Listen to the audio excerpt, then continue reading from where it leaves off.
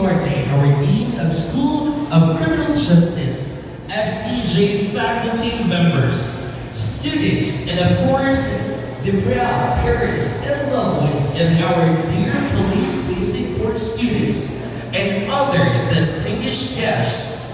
Ladies and gentlemen, good afternoon. The ceremony will now begin. May we request everyone to please remain standing for the entrance of the colors.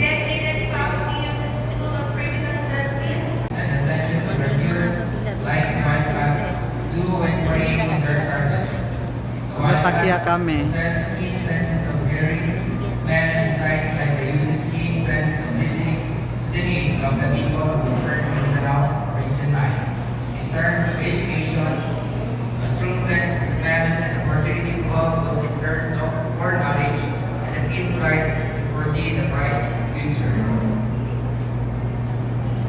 Education, justice, and service. Education provides the opportunity for acquiring knowledge and Joseph and in your watch. 1. Uphold high moral integrity and good character. 2. Observe strict discipline and self-control. 3. Commitment to truth, justice, and fairness. 4. Dedication to service and sacrifice. 5. Pursuit of excellence and continuous learning.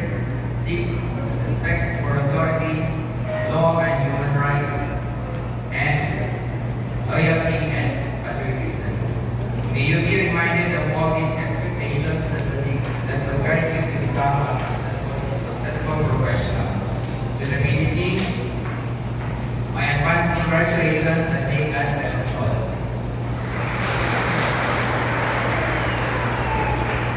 Thank you, CJ, Professor Emily K. Sorte.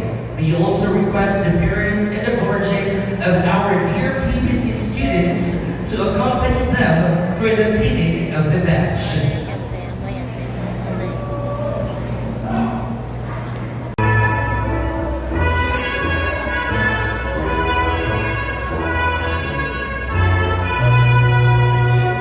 Mohammed Adrian Guatlo. Damos reklamo.